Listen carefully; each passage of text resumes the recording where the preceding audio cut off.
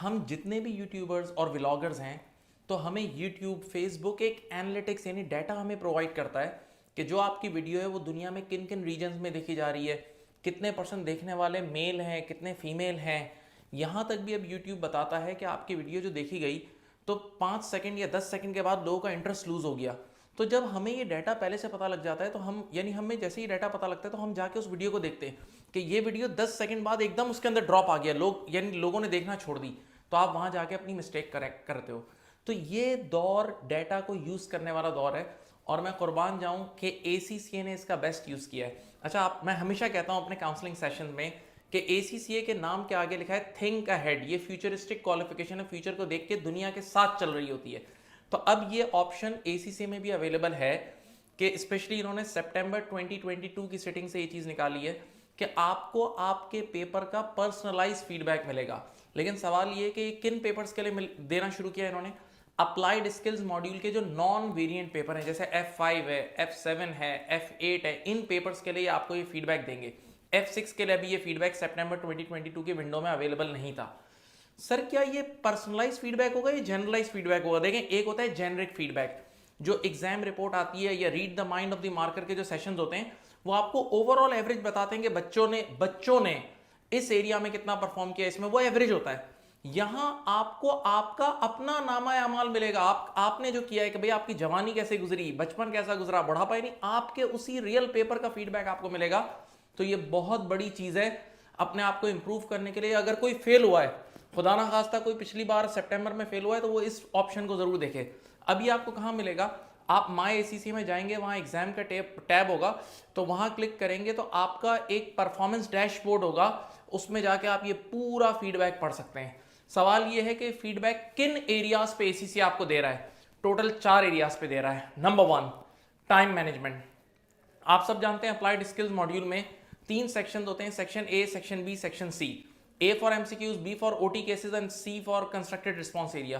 तो मेजॉरिटी जो बच्चे एक बजट बना के जाते हैं 1.8 मिनट पर मार्क का करते हैं, लेकिन देखें वहां जाने के बाद जो आपने परफॉर्म किया, फिर उसका नतीजा आपके सामने आएगा कि वो आपको बताता है कि आपने सेक्शन ए में कितना टाइम लगाया, नहीं कितना टाइम आपको अलाउ था और कितना करना चाहिए था और कितना आपने किया, तो आपको वेरिएंस नजर आ रहा है। जैसे एक स्टूडेंट ने मेरे साथ शेयर किया, वो अपना फीडबैक मुझे बता रहा था, तो और बहुत पढ़ने वाला बच्चा था, तो उस बच्चे ने सेक्शन ए और बी जल्दी कर लिया था, यानी एमसीक्यूज ओटी के से ठक ठक कर लिए थे, लेकिन उस बच्चे ने सेक्शन सी में समझ लें 1.25 घंटे दिए थे, जबकि सेक्शन सी 40 मार्क्स का है, तो 1.25 घंटे बहुत ज्यादा होते हैं, यानी 1 hour 45 minutes is too much.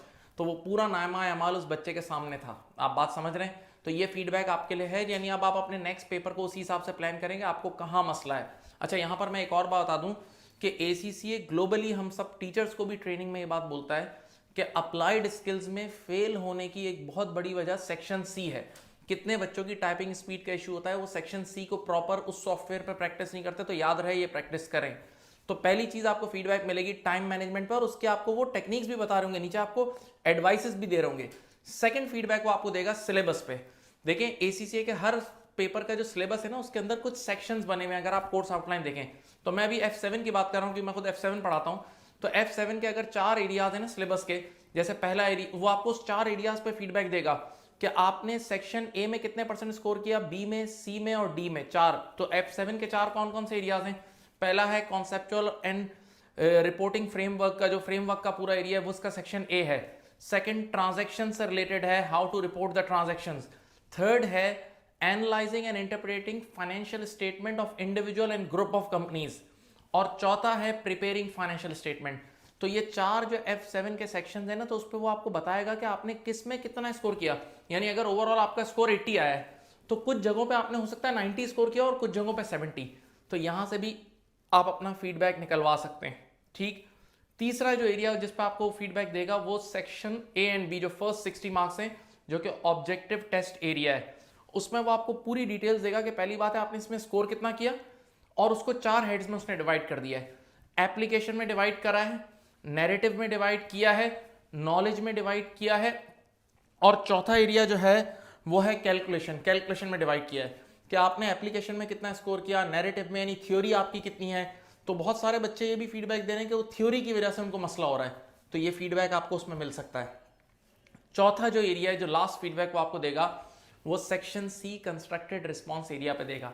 जनाबे वाला कंस्ट्रक्टेड रिस्पॉन्स एरिया पे क्या फीडबैक देगा, उसमें नॉर्मली F7 लेवल पे बात करूं तो 2 क्वेश्चन है।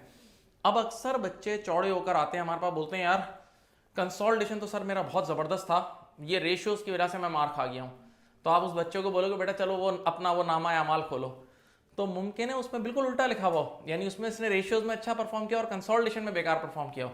तो यहाँ अब आप उस बच्चे से क्विज कर सकते हो, उससे पूछ सकते हो अच्छा भाई तुम्हें कंसोलिडेशन बहुत अच्छा आता है, ये 5 बातें बता दो।